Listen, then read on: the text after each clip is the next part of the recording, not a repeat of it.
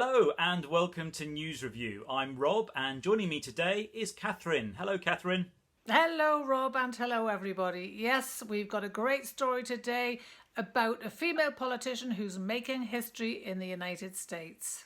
Great. And if you want to test yourself on the vocabulary that we're going to be talking about today, there's a quiz on our website at bbclearningenglish.com. But before you go there, let's have a listen to today's news story with this BBC News report. The first black woman to be chosen as US Vice President candidate, Kamala Harris, has accepted her nomination. She'll run alongside Joe Biden to take on President Trump, who's been accused by former US President Barack Obama of not taking the job seriously. Yes, so Kamala Harris is making history in the United States. She is the first black Asian woman to accept a nomination to run as Vice President in the American elections. Yes, and we've got 3 words to talk about today to help you talk about this story. What are they, Catherine? They are nod, mongering and blasts. So that's nod, mongering and blasts. Okay, well, let's start with your first headline, please. Of course, and we're starting with the International Reuters website. The headline: Kamala Harris accepts historic vice presidential nod. Okay, so that's nod. Official act to suggest that someone should be given a prize or position.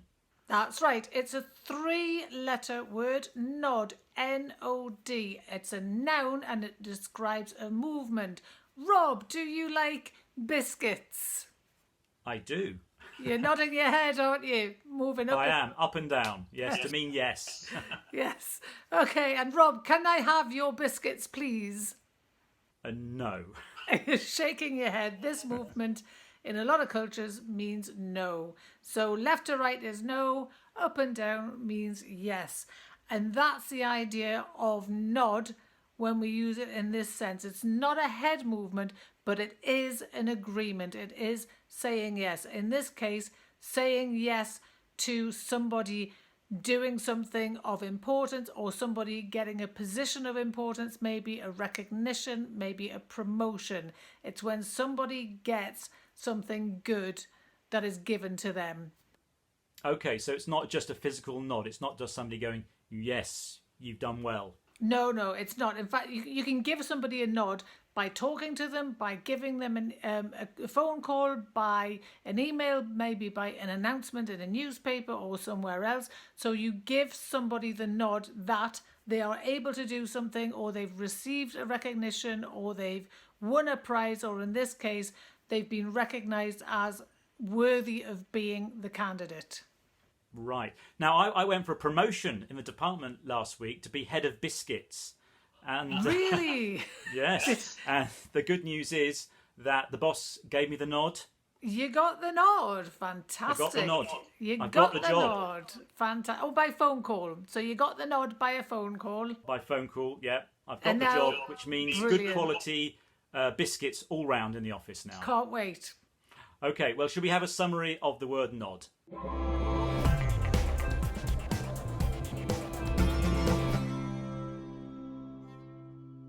So, we've been talking about people giving us the nod, but you can also give us a bell. That's another expression, isn't it, Catherine? It is, and to find out what it means and how to use it, just click the link. Okay, time now to look at our next headline. And next up, we've got The Guardian here in the UK. The headline: Hysteria and dismay. Fox hosts spend evening fear-mongering over Kamala Harris. Okay, so that's mongering, encouraging an activity that is damaging or hurtful. Yes. So the spelling is M-O-N-G-E-R-I-N-G. The pronunciation is mongering.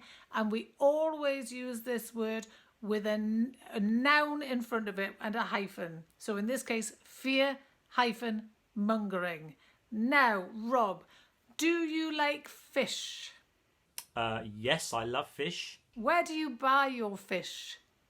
I go to a fishmonger's, an expert in fish, somebody who really knows their fish.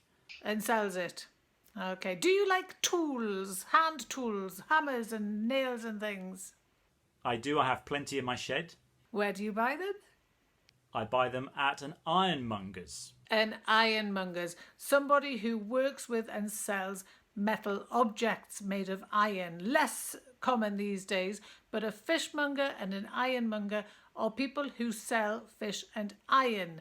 Now, we're not talking about real things that you can hold like fish and iron here, but what we are talking about is somebody who spreads and perpetuates feelings like fear, like worry, like doom. It's things. So if you're a fear mongerer, you make people afraid. You say things to make them more fearful than they need to be. You concentrate on the negative. You can be a worry mongerer, and you make people worry by saying worrying things to them.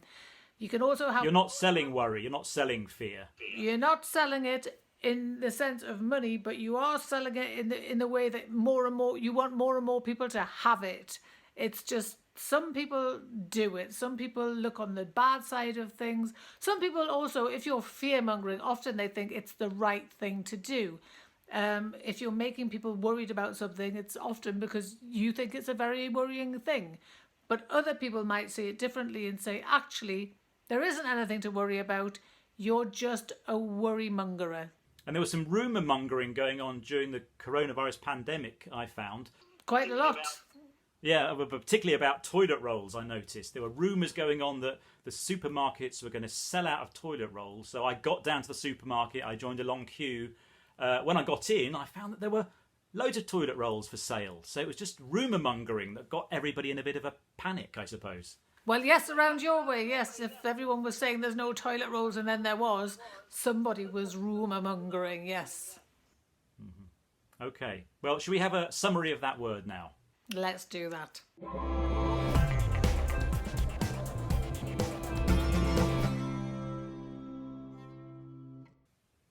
Well, if you like all this talk about US elections and politics, we talked about another story a few weeks ago with Kanye West, who wanted to be president of the US. How do we find that story, Catherine? As always, to find out more, just click on the link and you'll go straight there. Down below. Okay, let's have your next headline, please. Next we're going to BBC News. Here in the UK, the headline, DNC 2020, Kamala Harris blasts Trump, failure of leadership. Blasts, severely criticises. Yes, now the spelling here is B-L-A-S-T-S.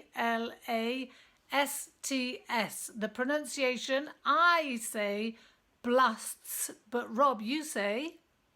Blasts. Blasts. So I say it with an A sound and you say it with an R sound. So which one is correct?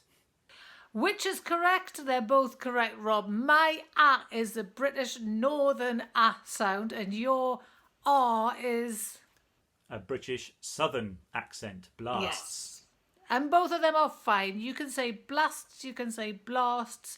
It's the same word. People will understand you. So choose the one you like.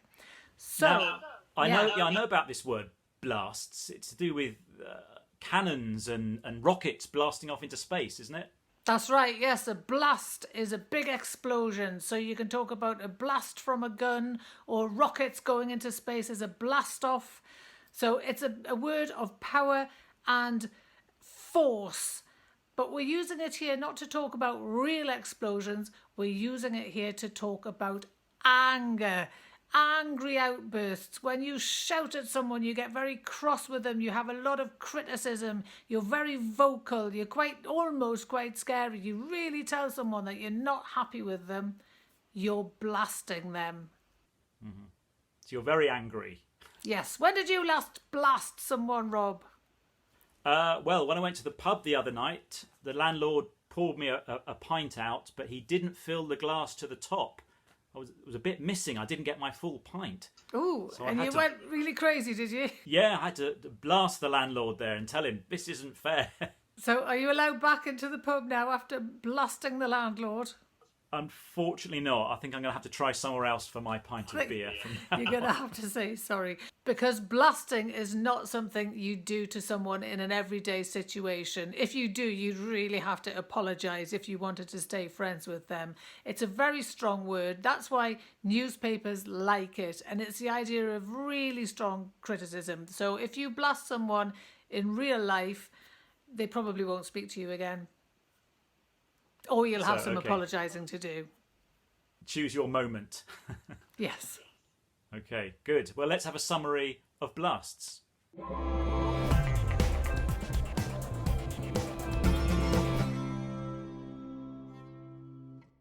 Okay, Catherine, it's time now for you to recap the vocabulary that we've talked about today, please. Yes, we had nod, official act to suggest that someone should be given a prize or position. We had mongering, encouraging an activity that is damaging or hurtful. And blasts, severely criticises. If you want to test yourself on the vocabulary that we've been talking about today, we have a quiz on our website at bbclearningenglish.com. And don't forget, we've got lots of learning English materials all over social media. Well, thanks for joining us today. Bye-bye. Bye, Catherine. Bye.